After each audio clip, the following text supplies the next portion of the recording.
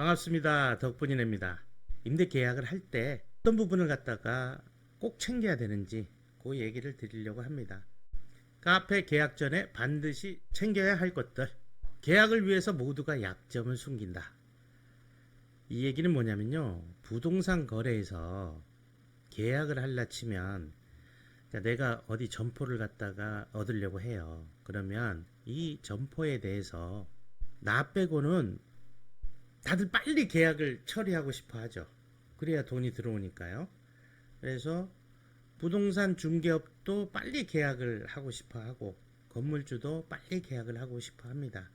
물론 그렇지 않은 분들이 계세요. 야, 그러면은 이제 그 분들이 주변에 있었다.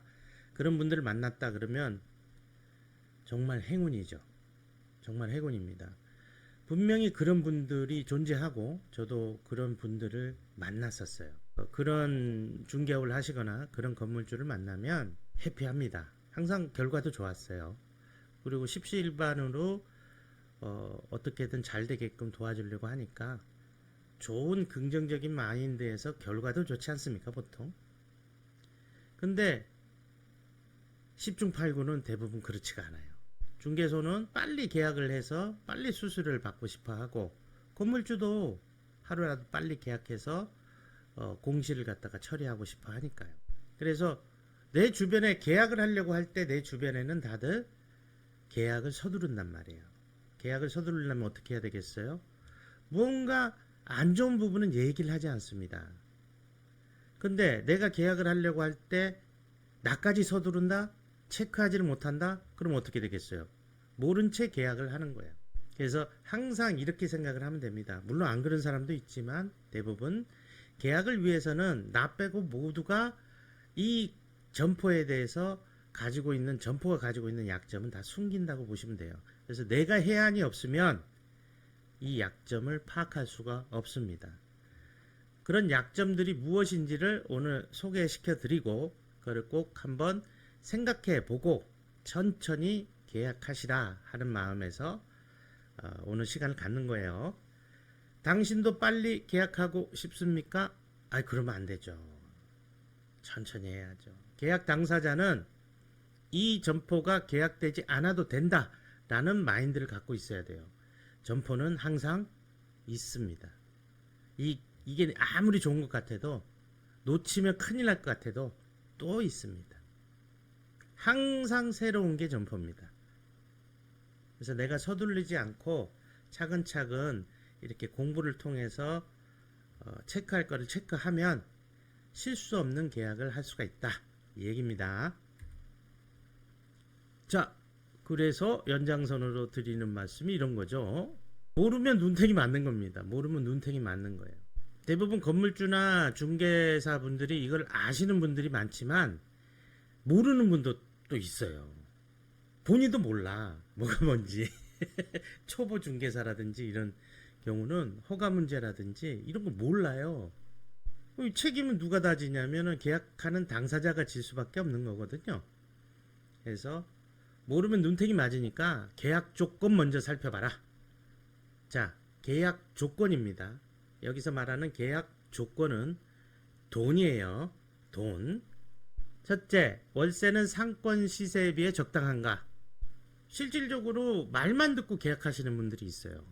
내 옆가게의 월세가 얼마인지를 물어보지 않고 계약하는 사람들이 있습니다.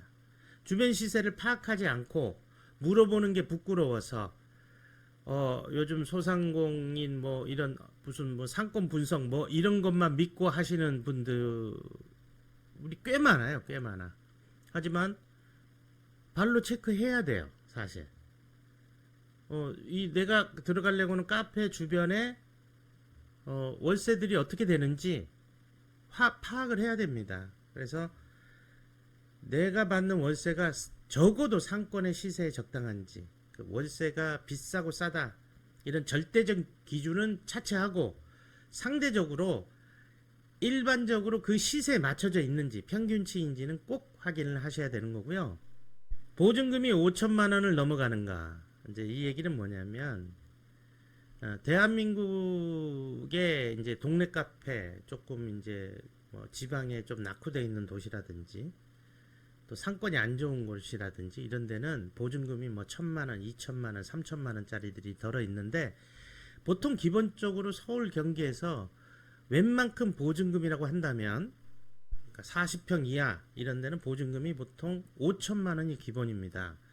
5천만 원을 넘어가서 1억이다 2억이다 이렇게 할라치면 저는 무조건 하지 말라 그러는데 의심을 해봐야 돼요. 보증금은 5천이 넘어가는 게 5천이 상식이에요. 왜 그러냐면 우리는 항상 제가 얘기하지 않습니까? 가게를 그만두고 엑시트 빠져나올 때를 무조건 생각을 해야 돼요. 그거는 먼저 생각하는 거예요. 처음에 생각하는 거예요. 엑시트를 생각할 때 보증금은 엄청나게 중요하거든요. 그때는 엄청나게 중요해요. 권리금은 내가 포기한다 치지만 보증금은 내가 포기하거나 자시고 할 거 없어요. 무조건 그 돈을 줘야 돼요. 내가 깎아줄 수도 없는 돈이잖아요. 건물주가 원하는 돈이잖아요. 내가 권리를 1억을 받았어. 아니 나 1,000만 원 받고 그냥 털래. 그럼 털 수가 있지만 보증금은 못 깎습니다, 여러분. 그럼 어떻게 돼요? 그 보증금을 주고 들어올 사람이 있어야 되잖아요. 그게 정말 극소수란 얘기예요. 그걸 아셔야 돼요. 그래서 보증금이 5천만 원을 넘어간다. 그러면 자기 스스로 적어도 가게를 두세 개를 최소 두세 개는 하면서 경험치가 있거나 아니면 전문가하고 상의하거나 그렇지 않으면 하지 말아야 됩니다. 보증금이 5천만 원을 넘어가는가 이 얘기는 아마 처음 들으셨을 거예요. 아마 요거를 기준으로 삼으셔야 돼요. 그리고 권리금은 내가 나갈 때 받을 수 있는 금액인가 아까 말씀드렸죠. 엑시트 금액.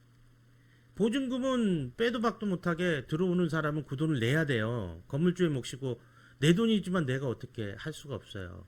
권리금은 어떻게 돼요? 내가 1억 주고 1,000만 원으로 깎아줘도 된단 말이에요. 근데 그렇게 하면 9천만 원 손해죠. 그렇잖아요. 그러면 처음에 생각을 해야 되는 거예요. 내가 여기서 한 5년을 할 것 같은데 5년 뒤에 내가 과연 이 돈을 들여서 권리금을 이대로 받을 수 있는가? 뭐 그 정도는 생각해보면 답이 나오지 않겠습니까? 그죠? 그래서 권리금을 이런 식으로 판단을 해야 된다 하는 겁니다. 자, 이제는 이제 돈 얘기가 떠났어요. 체크해야 될 거. 다른 체크해야 될 거는 이제 여러 가지 돈과 떠나 있는 어떤 시설이나 그 매장이 갖고 있는 어떤 설비 문제예요. 그런데 그것이 체크를 안 하면 나는 추가적으로 돈이 들어가야 되는 그런 일들입니다. 그 첫 번째가 급배수입니다. 급배수는 여기 제가 이렇게 표시해놨죠. 그죠? 빨갛게 동그라미 했죠. 요런 게 있어요. 매장에는. 요 위에 요게 급수예요. 상수 파이프예요. 수도죠. 요 밑에가 이제 하수예요. 배수예요. 그러니까 내 매장에 이게 없다? 이게 없는 데가 좀 있어요. 이게 없다 그러면 카페는 할라 그러면요. 그걸 끌어와야 되는데 그 돈이 만만치가 않습니다. 그래서 미리 체크해라. 그래서 이거는 눈으로 확인하는 수밖에 없습니다. 근데 모르면 이게 뭔지 몰라요. 이게 있어야 되는지도 모른단 말이에요. 그러니까 꼭 여러분들은 오늘 브리핑을 듣고 확인을 하는 거예요. 아, 이런 게 있나 없나? 눈으로. 이게 있으면 된 겁니다. 이렇게 쉬운데 이것 때문에 고초를 겪는 사람을 전 진짜 많이 봤습니다. 자, 두 번째 볼까요? 정화조 용량을 파악하라. 이제 개구리 이 녀석이 이제 핸드폰 보면서 똥을 싸고 있네요. 자, 정화조 용량은 뭐냐면 상업시설에서는 화장실에서 용변을 처리를 할 때 그게 이제 정화조로 들어간단 말이에요. 그럼 그 정화조에 대한 용량 파악을 해야 되죠. 각각의 점포 용도에 따라 필요한 정화조 용량은 다 달라요. 카페 건물에 따라서 용량이 다른 겁니다. 정해져 있지가 않아요. 내 카페에 노래방이 있거나 뭐 뭐 그냥 주택만 있거나 이런 거에 따라서 용량, 내가 쓸 수 있는 가용 용량이 다르기 때문에 이 용량이 내 점포에서 할당되어 있는 용량, 그러니까 건물 전체의 용량에서 이미 써버려 가지고 내가 들어갔을 때는 그 용량이 적다라고 했을 때는 허가가 안 나옵니다. 그러면 용량을 갖다가 정화조 용량을 늘려야지 되는 거예요. 늘리려면은 건물주가 정화조를 심어주나요? 제가 3.5평짜리 가게에 정화조를 심은 적도 있어요. 서울서. 그러니까 그럴 정도로 점주들은 모르는 수가 있어요. 그래서 꼭 정화조 용량을 파악해야 되는데 이게 어려운 게 아니라 그냥 뭐 구청이면 구청 전화 한 통만 넣으면 돼요. 군청이면 군청. 전화 한 통 넣으면 위생까지 넣으면 해결이 되는 거예요, 이게. 그래서 전화 한 통화로 해결할 수 있다. 전화 한 통화가 어려운 건 아닌데 이 전화 한 통화를 안 했을 때는 문제가 크게 생긴다.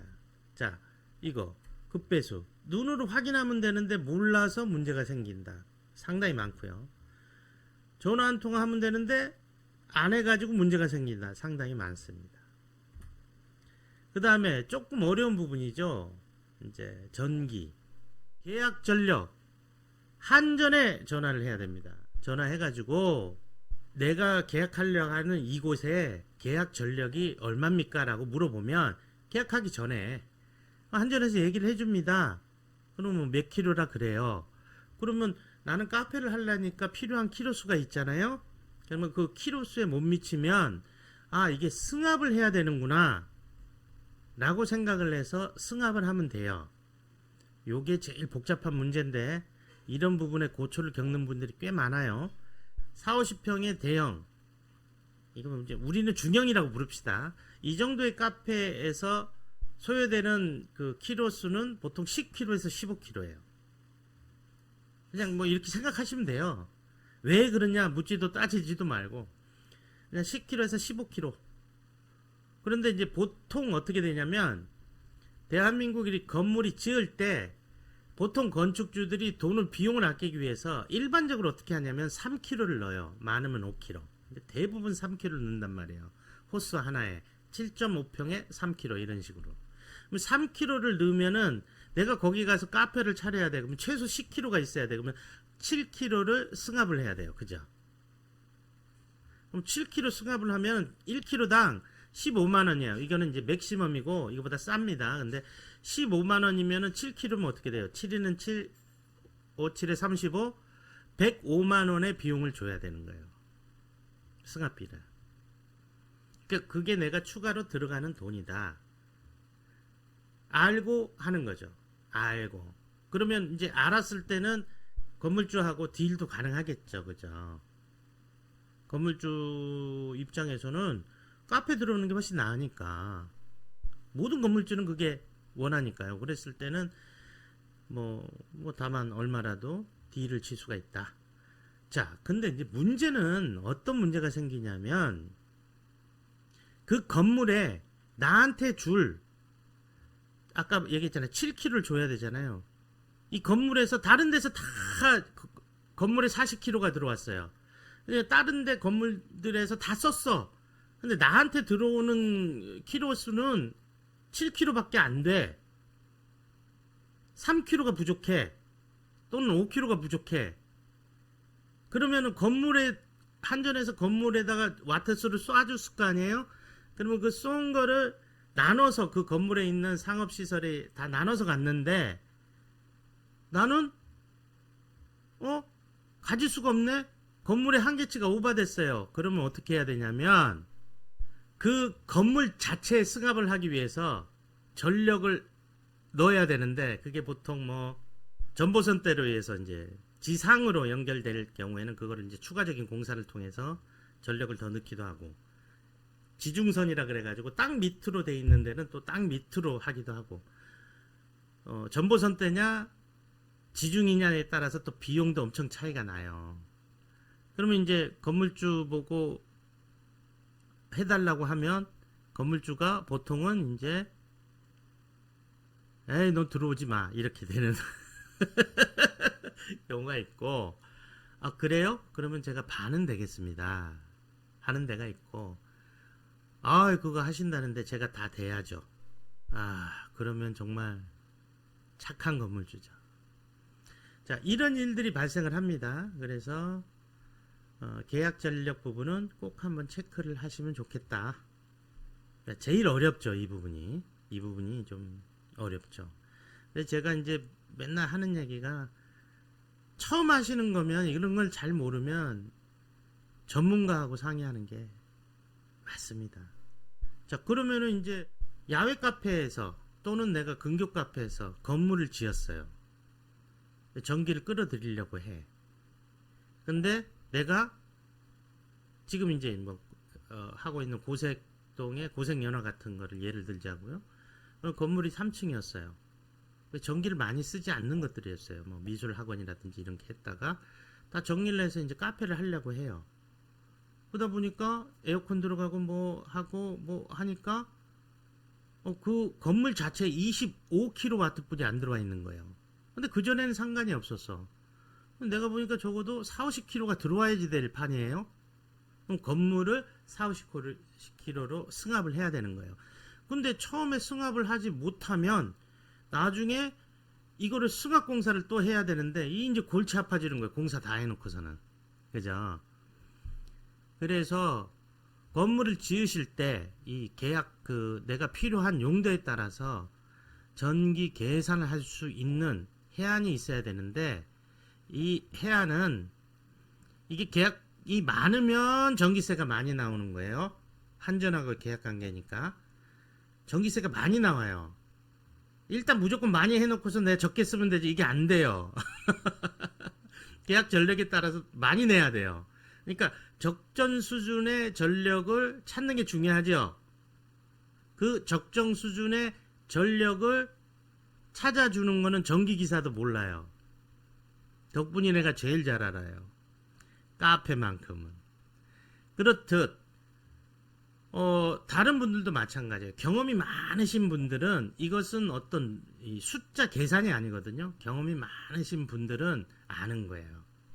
그래서 저 말고도 이런 거를 아시는 카페 경험이 적어도 한 100개 정도 이상은 하신 분들은 이걸 압니다. 그래서 그분들한테 해야지. 사실은 따지고 보면은 한 번 해놓으면은 비용이 추가적으로 들지 않게 하는, 이것도 다 세이브 되는 부분이거든요. 그래서 처음에 계약 전력을 잘 잡으시는 게 좋다 하는 말씀을 추가적으로 드립니다. 자, 오늘 브리핑은 여기까지예요. 도움이 좀 되시길 바라겠고요. 마치겠습니다.